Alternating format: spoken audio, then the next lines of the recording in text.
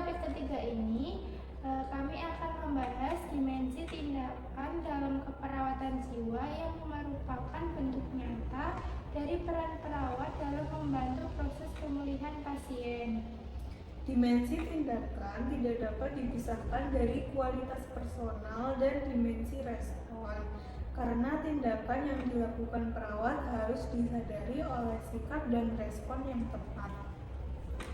Nah, dalam keperawatan jiwa, tindakan perawat tidak hanya berfokus pada aspek fisik, tetapi juga pada aspek psikologis dan emosional pasien.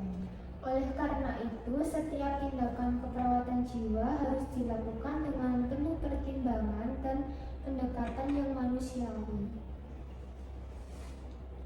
Nah, untuk dimensi tindakan dapat diartikan sebagai seluruh bentuk intervensi yang dilakukan perawat berdasarkan hasil pengkajian dan respon pasien. Tindakan ini mencakup tindakan mandiri perawat, tindakan kolaboratif, maupun tindakan yang bersifat suportif. Dalam keperawatan jiwa, tindakan perawat seringkali lebih menekankan pada pendekatan interpersonal dibandingkan tindakan invasif. Hal ini bertujuan untuk membantu pasien mengelola emosi, perilaku, dan pola pikir yang dialaminya. Nah, untuk contoh tindakan dalam keperawatan jiwa ini, pada pasien yang mengalami kecemasan, perawat dapat memberikan tindakan berupa teknik relaksasi, latihan pernafasan, atau dukungan verbal yang menenangkan. Sedangkan pada pasien yang menarik diri, perawat dapat melakukan pendekatan secara bertahap dengan mengajak pasien berinteraksi dalam aktivitas yang sederhana. Pendekatan ini dilakukan secara perlahan agar pasien tidak merasa tertekan atau dipaksa.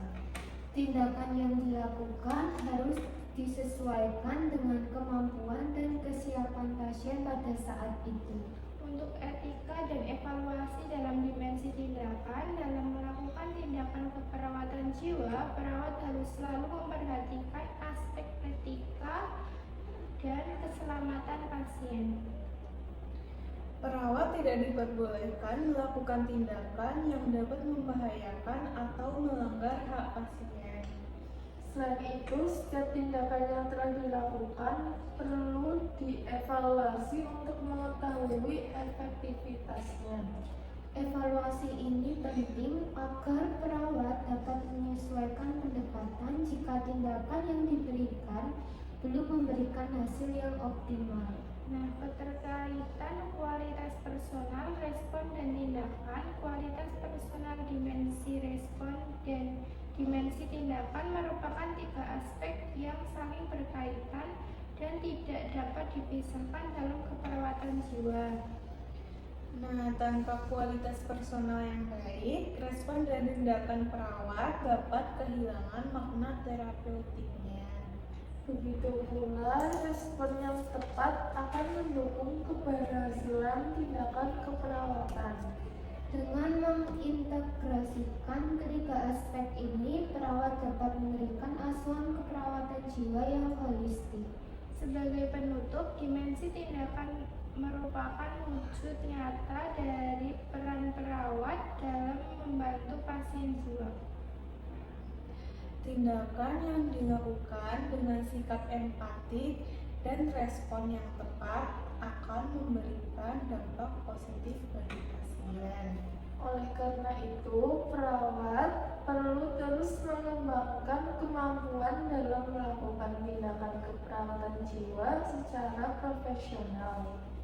Dengan demikian, proses pemulihan pasien jiwa dapat berjalan lebih optimal dan bermakna.